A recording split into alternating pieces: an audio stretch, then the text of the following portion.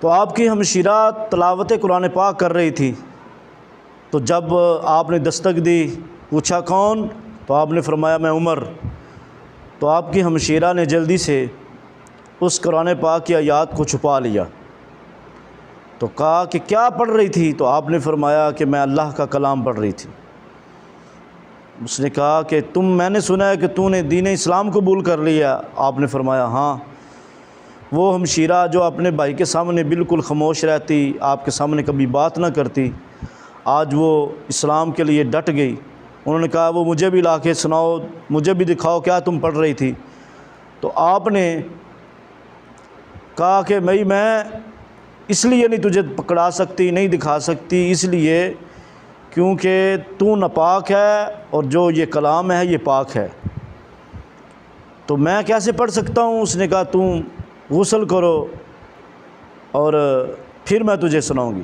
تو جب آپ نے غسل کیا، آپ کی ہمشیرہ سجدے میں سر رکھ کے اللہ کی بارگاہ میں عرض کرتی ہیں یا اللہ کہ جسم کا پاک ہونے کے لیے میں نے عرض کر دی، یا اللہ عمر کے دل کو بھی پاک کر دے۔ آپ کی ہمشیرہ نے بھی دعا کی، ادھر سے نبی علیہ السلام کے اٹھے ہوئے ہاتھ تھے، تو دعا قبول ہوئی۔ عمر فاروق رضی اللہ عنہ جب قرآن سنا تو قرآن سننے کی برکت سے آپ کا دل موم ہو گیا۔ تو آپ کے ایمان لانے کا واقعہ کچھ اس طرح ہے۔ آپ فرماتے ہیں ایک دفعہ حضرت عمر فاروق رضی اللہ عنہ جب امیر المومنین بن گئے، جب آپ نے اسلام قبول کر لیا، اس وقت امیر المومنین تھے، تو ایک دفعہ جا رہے تھے رستے میں تو آپ کی آنکھوں میں آنسو آ گئے، رک گئے۔ 7 صحابہ کرام تھے، پوچھا اے امیر المومنین عمر فاروق کیوں رو رہے ہیں؟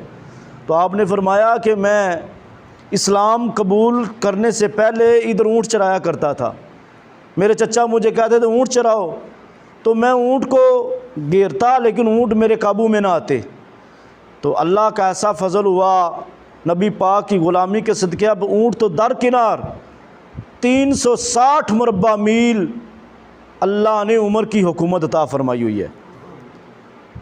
انسان تو درکنار، درندے حیوان ہر چیز عمر سے ڈرتی ہے۔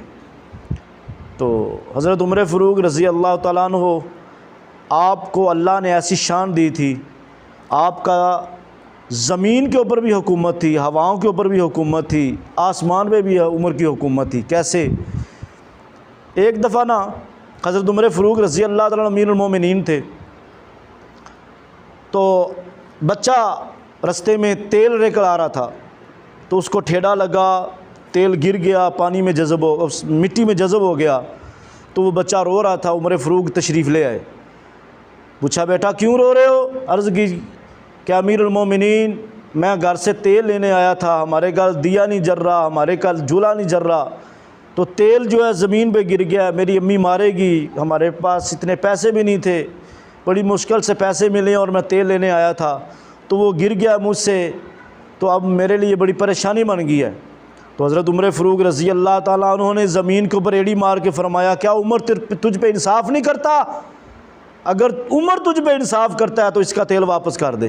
اسی وقت اس مٹی سے تیل باہر ابھر آیا، تو آپ نے اس برتن میں تیل ڈال کے فرمایا لو بیٹا لے جاؤ۔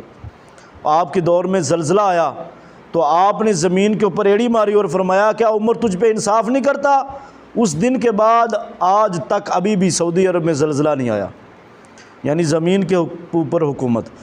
پھر ایک دفعہ آپ زمین کو اپنی قمیض کو پویند کاری کر رہے تھے، سی رہے تھے، تو اچانک سورج کی روشنی اور تپش جو ہے، گرمی جو ہے آپ کی کمر پہ پڑی۔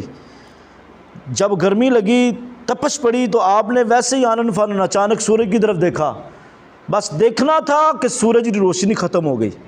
صحابہ کرام نبی پاک کی بارگاہ میں دوڑ کے حاضر ہوئے، یا رسول اللہ کیا قیامت آنے لگی ہے؟ فرمایا نہیں، عمر نے بس سورج کی طرف دیکھا، عمر کے خوف کی وجہ سے، ڈر کی وجہ سے سورج نے اپنی روشنی ختم کر دی ہے، یعنی آسمان میں بھی حکومت اب عمر فاروق کی ہے۔ نبی پاک صلی اللہ علیہ وسلم نے فرمایا میرا عمر وہ ہے جس کی زبان میں خدا بولتا ہے، اور فرمایا میرا عمر وہ ہے جس کے سائے سے شیطان دوڑتا ہے۔ دنیا میں 2 ہی طاقتیں ہیں، ایک رحمان کی اور دوسری شیطان کی، تو نبی پاک صلی اللہ علیہ وسلم نے فرمایا عمر وہ ہے جس کی زبان پر خدا بولتا ہے، اور عمر وہ ہے جس کے سائے سے بھی شیطان دوڑتا ہے۔